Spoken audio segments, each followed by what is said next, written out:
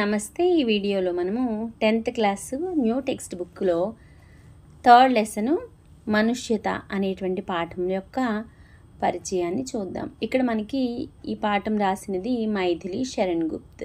మనుష్యత కవితా కే కవి కా నామ్ Maithili Sharan Gupt G high. మనకి ఇక్కడ ఈయన యొక్క జీవనకాలం ఇవ్వడం జరిగింది 1886 సే 1964. అంటే ఈయన 1886 సంవత్సరంలో జన్మించడం జరిగింది. और इनकी मृत्यु 1964 అంటే 1964లో ఈయనకి మృత్యు సంభవించడం జరిగింది. ఇక ఈయన యొక్క పరిచయం చూద్దాం.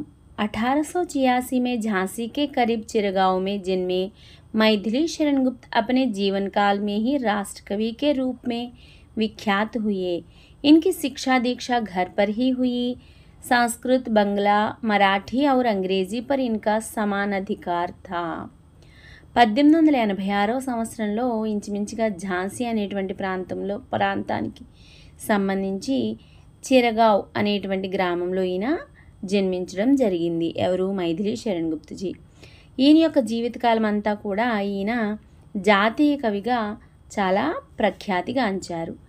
ఈయనకి శిక్షా దీక్ష అంటే ఈయన చదువు అంతా కూడా ఇంట్లోనే జరిగింది. సంస్కృతము, బంగ్లా, మరాఠీ మరియు అంగ్రేజీ అంటే ఇంగ్లీష్ భాషల్లో ఈయనకి చాలా పట్టు ఉంది.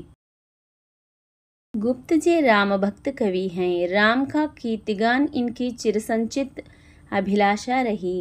इन्होंने भारतीय जीवन को समग्रता में समझने और प्रस्तुत करने का भी प्रयास किया. गुप्त जी మైథిలి శరణ్ గుప్త్ రామభక్తి కవి అంటే రాముని యొక్క భక్తుడు అనమాట. ఈయన రామ్ కా కీర్తిగా ఇన్కి చిరసంచిత్ అభిలాష రహి. ఈయన కోరిక ఏంటంటే రాముని యొక్క కీర్తిని గానము చేయడము. అంటే ఆయన ఎక్కువగా రామభక్తుడు కావడం చేత ఆయన యొక్క గొప్పతనాన్ని ఎప్పుడూ కూడా స్మరిస్తూ ఉండేవారనమాట. इन्होंने भारतीय जीवन को समग्रता में समझने और प्रस्तुत करने का भी प्रयास किया. అంతేకాకుండా వీరు భారత జీవితం యొక్క భారతీయుల యొక్క జీవితాన్ని సమగ్రంగా అంటే ఆమూలాగ్రం అర్థం చేసుకోవడమే కాకుండా దానిని సమగ్రంగా అందరి ముందు కూడా పెట్టేటువంటి ప్రయత్నాన్ని చేశారు. गुप्त जी की कविता की भाषा विशुद्ध खड़ी बोली है. भाषा पर संस्कृत का प्रभाव है. काव्य की कथावस्तु भारतीय इतिहास के ऐसे अंशों से ली गई है जो भारत के अतीत का स्वर्ण चित्र పాఠక్ కే సామ్నే ఉపస్థిత్ కర్తే హై. గుప్తజీ రాసినటువంటి కవితలన్నిటిలోనూ కూడా భాష పూర్తిగా ఖడీ బోలీ భాషకు సంబంధించింది. అది పూర్తిగా ఖడీ బోలీ. భాషా పర్ సంస్కృతిక ప్రభావం హై. అంతేకాకుండా ఈయన భాషలో సంస్కృత ప్రభావం కూడా ఉంది. అంటే సంస్కృతానికి సంబంధించినటువంటి పదాలు కూడా ఈయన ఉపయోగించడం జరిగిందనమాట. కావ్యకి కథావస్తు భారతీయ ఇతిహాస్ కే ऐसे अंशों से ली गई है जो भारत के अतीत का स्वर्ण चित्र पाठक के सामने उपस्थित करते हैं. కావ్యానికి సంబంధించినటువంటి కథావస్తు అంటే కావలసినటువంటి ఆ మూలాంశాన్ని భారతీయ ఇతిహాసం అంటే చరిత్ర భారత చరిత్రలోని కొన్ని అంశాల నుంచి తీసుకునేవారు. ఎటువంటి అంశాలు తీసుకునేవారట?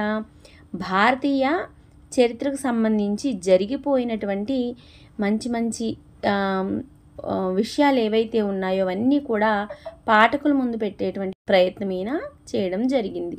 గుప్తుజీకి ప్రముఖ కృతియా హై సాకేత్, యశోధర, జయద్రథ్. ఈ గుప్తుజీ రాసినటువంటి ప్రముఖమైనటువంటి కృతులు సాకేతు, యశోధర మరియు జయద్రథ్. ఇవి చాలా ప్రముఖమైనటువంటివి. గుప్తుజీ కే పితా सेठ रामचरण दास भी कवि थे और इनके छोटे भाई सिया राम शरण गुप्त भी प्रसिद्ध कवि हुए. మైథిలి శరణ్ గుప్త్ యొక్క తండ్రి అయినటువంటి సేఠ్ రామచరణ్ దాసు మరియు ఆయన సోదరుడు అయినటువంటి సియా రామ్ శరణ్ గుప్త్ కూడా వీరిద్దరూ కూడా కవులే. ఇక ఇప్పుడు మనము మనుష్యత అనేటువంటి కవితా పాఠం యొక్క పరిచయాన్ని చూద్దాం. పాఠ్ ప్రవేశ్.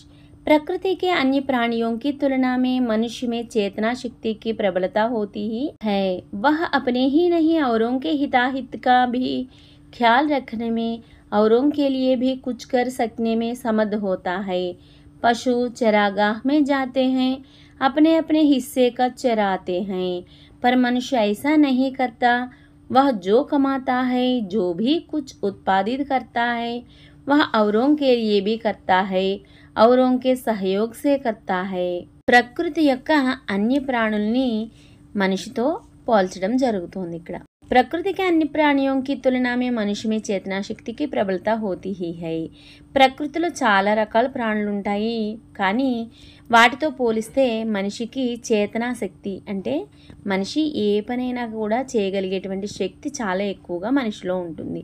वह अपने ही नहीं औरों के हिताहित का भी ख्याल रखने में, औरों के लिए भी कुछ कर सकने में समर्थ होता है।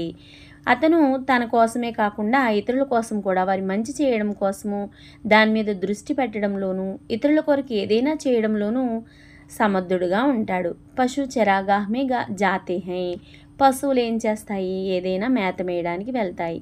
అప్నే అప్నే హిస్సేగా చరాతే హై అంటే వాటికి ఏమేం కావాలో దాన్ని గడ్డిని మేసి వస్తాయి, లేదా వేరే జీవినో దానికి కావాల్సిన మాంసాను తిని వస్తాయి। పర్ మనుష్య ఐసా నహీ కర్తా, కానీ మనిషి ఆ విధంగా చేయడు, తనకు నచ్చినట్లుగా మాత్రమే ఉండడు। वह जो कमाता है, जो भी कुछ उत्पादित करता है, वह औरों के लिए भी करता है, औरों के सहयोग से करता है।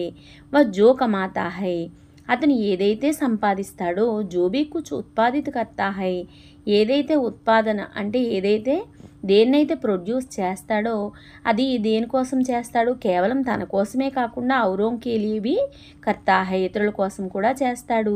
అంతేకాకుండా ఔరోం కే సహయోగ్ సే కర్తా హై, తానొక్కడో ఆ పని చేయడు, అందరి యొక్క ఇతరుల యొక్క సహకారంతో ఆ పని చేస్తాడు, ఇతరుల కొరకు చేస్తాడు।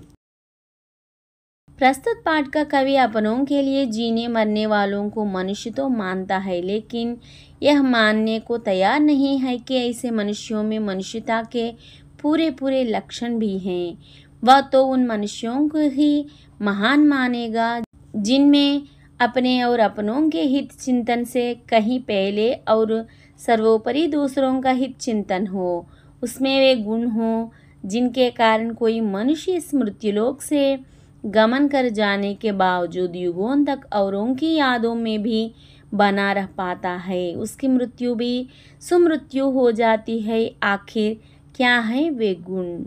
ఇక్కడ మనకి ఈ పాఠంలో ప్రస్తుత పాఠం యొక్క కవి మైథిలి శరణ్ గుప్తుజీ మనిషి యొక్క స్వభావాన్ని, అతని ఎందుకు జీవిస్తున్నాడనే దాని గురించి మనకి ఇక్కడ వివరించడం జరిగింది।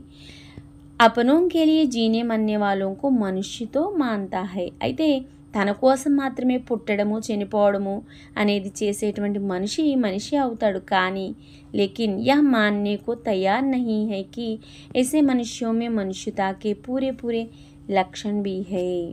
మనిషిలో మానవత్వము అనేటువంటి లక్షణాలు పూర్తిగా లేనట్లయితే అతన్ని మనిషిగా ఒప్పుకోవడానికి తయారుగా ఎవరు లేరు। वह तो उन मनुष्यों को ही महान मानेगा जिनमें अपने और अपनों के हित चिंतन से कहीं पहले और सर्वोपरि दूसरों का हित चिंतन हो।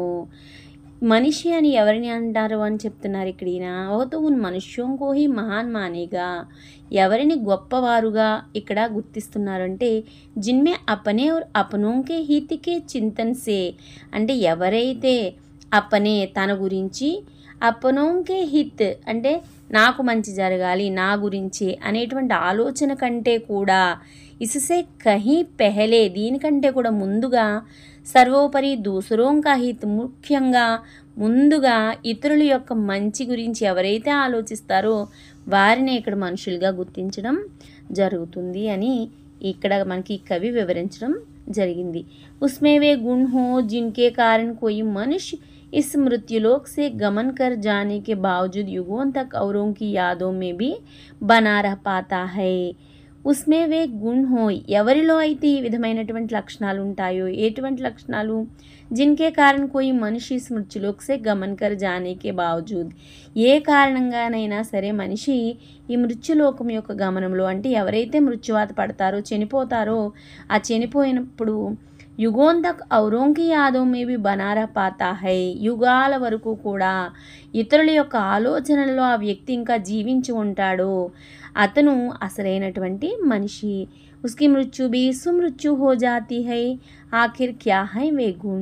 అతని యొక్క మృత్యు ఎటువంటిదట? సుమృత్యు అంటే నిజమైనటువంటి మృత్యువు। ఎందుకంటే అతని యొక్క గొప్పతనాన్ని మనం ఎల్లప్పుడూ కీర్తిస్తూ ఉంటాము, అతను చనిపోయినా కానీ అతని జ్ఞాపకాలు, అతను చేసిన మంచిని మనము తలుచుకుంటూ ఉంటాము, కాబట్టి అటువంటి వ్యక్తి చనిపోడు, ఎప్పుడూ కూడా ప్రజల హృదయాల్లో ఉంటాడు. అయితే ఆఖిర్ క్యా హై వే గుణ్, చివరకు ఇటువంటి లక్షణాలన్నీ ఇప్పుడు ఏమవుతున్నాయి, ప్రజలలో ఇప్పుడు అటువంటి లక్షణాలు ఉన్నాయా, అటువంటి మనుషులు ఉన్నారా అని మనకి ఇక్కడ ఒకసారి ఇతిహాసంలో ఉన్నటువంటి గొప్ప గొప్ప వ్యక్తులను గుర్తు చేస్తూ మనకి ఇక్కడ మానవత్వం అనేది ఏమైపోతోంది అని బాధపడుతూ మైథిలి శరణ్ గుప్తజీ మనకి ఇక్కడ ఈ కవితలో వివరించడం జరుగుతోంది. ఇప్పుడు మనము మనుష్యత అనేటువంటి కవితా పాఠం యొక్క భావాన్ని నేర్చుకుందాం.